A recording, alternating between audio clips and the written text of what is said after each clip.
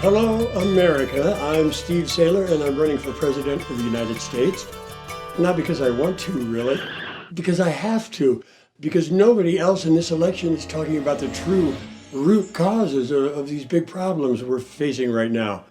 Nobody's talking about the central banks with their debt-based Ponzi scheme, which is the cause of so much needless suffering and deprivation, or how all this corruption we see in our governments and the endless wars for corporate profits are a direct result of a system built on gaining advantage and accumulating wealth.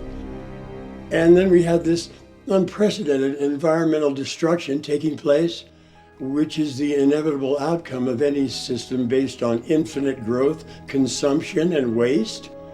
And yes, there are lots of people saying that our air and water and soil are in a state of decline.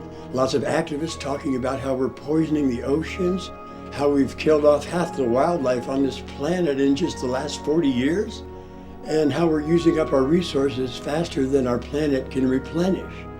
But they don't seem to understand that we cannot solve these problems as long as we remain in this infinite growth and consumption economy, because these problems are exactly what this system produces.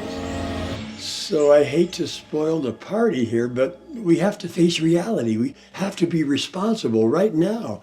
We are a nation in denial, which is perpetuated by the ruling class, who won't talk about these things because they benefit by keeping this game going. But do they really benefit from a system that's destroying their ecosystems too?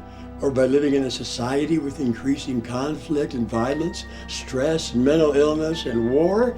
No, they're affected by this sickness too.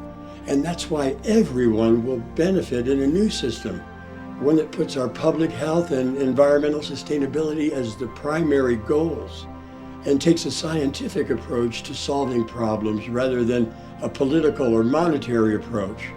One that embraces technology to automate production and get rid of jobs which are no longer necessary or relevant. So what will a new system look like if it's not built around growth and consumption?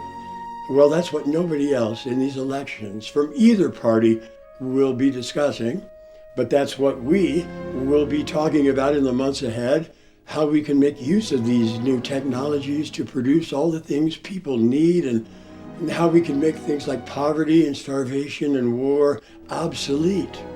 Render them obsolete by removing the incentives, the motivations that lead to these unsustainable outcomes, if that is our goal.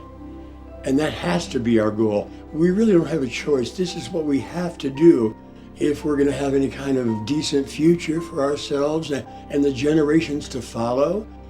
So think about this, okay? Over the next week or two, until we meet again, we have to talk.